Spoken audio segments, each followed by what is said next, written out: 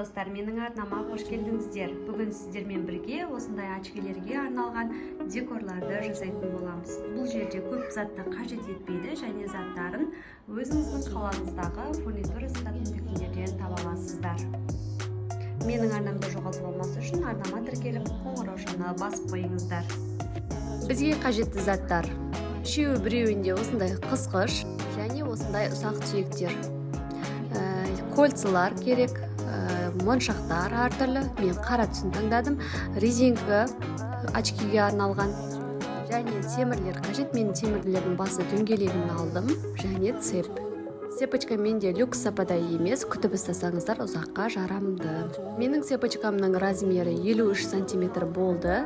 Кольца арқылы резинкаларымызды цепочканың басына қадайтын боламыз. Күн жылып, барлығымыз очки тағатын уақыт келді. Сол очкилерімізді әдемі көріну үшін және әдемі аксессуарларымызға сай келу үшін осылай мен сияқты жасап алыңыздар. Мен сияқты әдемі жылтыраған тастарға құмар, жақсы көретін болсаңыздар, онда сіздер үшін өте пайдалы видео деп ойлаймын. Осылай видеодағыдай қыстырып алып, жақсылап тұрып қадайтын боламыз. Себебі цепочкамыз өте жіңішке, арасына шығып кетпеу керек. Екінші жағында дәл осылай жасаймыз. Міне екеуінде жасап болдық. Енді көз өлшеммен шамамен өзіңізге ыңғайлы жерді бірдей қылып ұстап отырып, осылай кесіп алатын боламыз.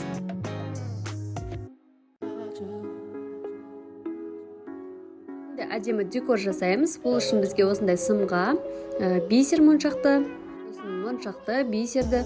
Бұл жерде өз еркілеріңізде моншақтың кез келген түсі, бисердің кез келген түсі жарай береді. Сонымен қатар бұл жерге моншақ емес, кәдімгі брелоктарды да қоюларыңызға болады.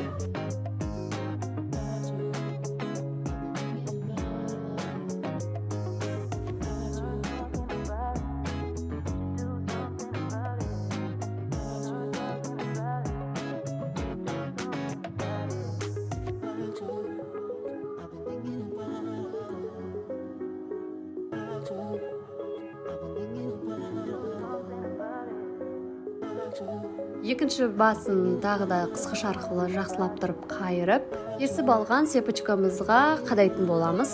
Менгі бөлігін, ал цепочкамыздың екінші жақ бөлігіне, ұзын бөлігіне қадайтын боламыз. Түсіндіңіздер деп ойлаймын. Егер түсінбей жатқан жерлеріңіз болса, комментарийге жазып қалдырсаңыздар, міндетті түрде жауап беретін боламын.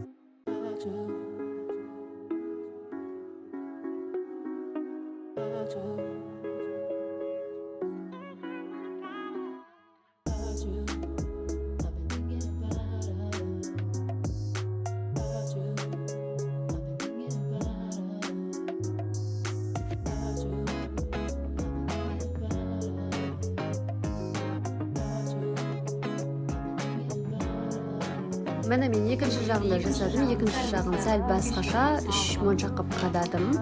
Енді очкилерімізге тағатын боламыз.